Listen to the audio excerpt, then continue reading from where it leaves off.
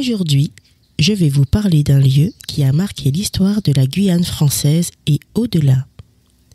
L'aéroport international Félix Éboué. Situé à Matoury, à 13,5 km au sud-ouest de Cayenne, cet aéroport est bien plus qu'un simple lieu de transit.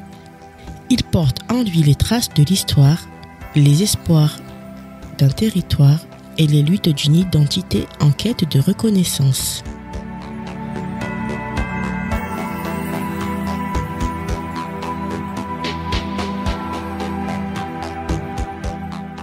L'histoire de l'aéroport commence en 1943. En pleine Seconde Guerre mondiale, cette époque est marquée par une tension internationale et les États-Unis jouent le rôle stratégique dans la lutte contre les forces de l'Axe. Ils cherchent alors des points d'appui pour leurs bombardiers, des escales sûres en route vers l'Afrique. L'emplacement de Cayenne, à l'extrémité nord-est de l'Amérique du Sud, apparaît comme une évidence. Avec ses vastes étendues encore peu aménagées, la région offre un espace parfait pour un aérodrome militaire.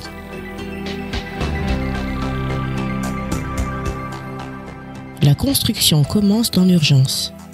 En seulement 10 mois, les forces armées américaines réussissent à bâtir une infrastructure robuste, capable d'accueillir leurs imposants avions. Le défi est immense. Il faut emménager une piste, installer des équipements techniques et établir des voies de communication. Mais les efforts portent leurs fruits et l'aérodrome devient rapidement opérationnel. Il est baptisé Rochambeau en l'honneur de Jean-Baptiste Donatien de Vimeur, comte de Rochambeau, une figure clé de l'histoire militaire française pour son rôle décisif lors de la guerre d'indépendance des États-Unis.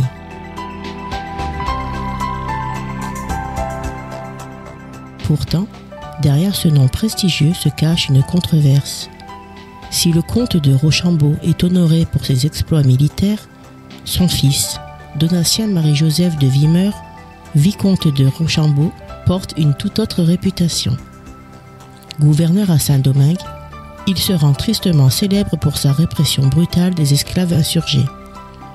Cette mémoire douloureuse, associée à l'esclavage et à la violence coloniale, suscite des remises en question, notamment en Guyane, où le passé de servitude reste une blessure vive.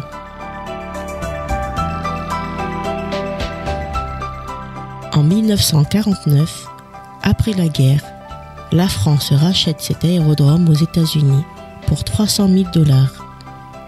Cette acquisition marque le début de son intégration dans le tissu économique et social de la région.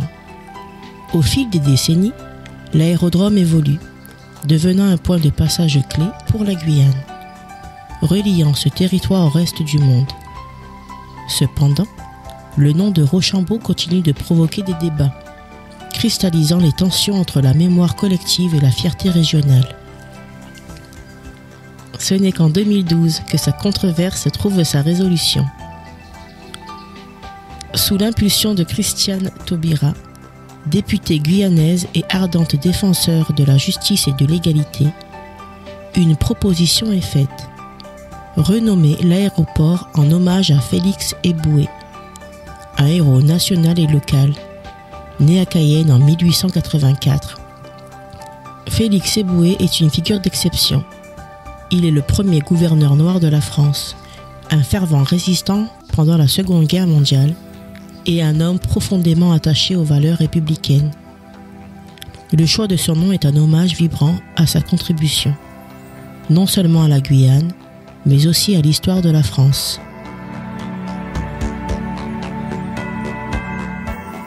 L'aéroport Félix Éboué est aujourd'hui un lieu moderne, vaste et fonctionnel. Il s'étend sur une superficie impressionnante de 1300 hectares et est équipé d'une piste unique orientée 08-26, longue de 3200 mètres, capable d'accueillir les plus grands avions commerciaux, avec une capacité d'accueil de 600 000 passagers par an. Il joue un rôle crucial dans le développement économique et social de la région. Géré par la Chambre des commerces et d'industrie de la Guyane, cet aéroport est bien plus qu'une infrastructure. Il est un véritable carrefour, un lien entre les habitants de la Guyane et le reste du monde. Chaque jour, il voit passer des centaines de voyageurs, des touristes curieux de découvrir les trésors de ce territoire unique, des expatriés revenant au pays et des professionnels venus pour contribuer à l'essor économique de la région.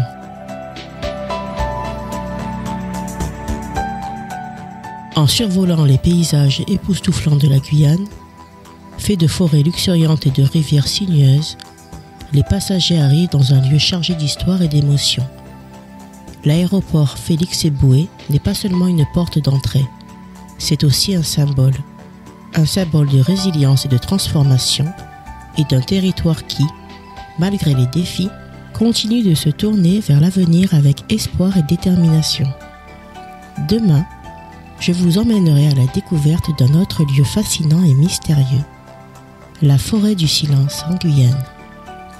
Un lieu empreint de légendes où se mêlent mythes et réalité, une histoire qui vous fera frissonner et rêver à la fois. À très bientôt!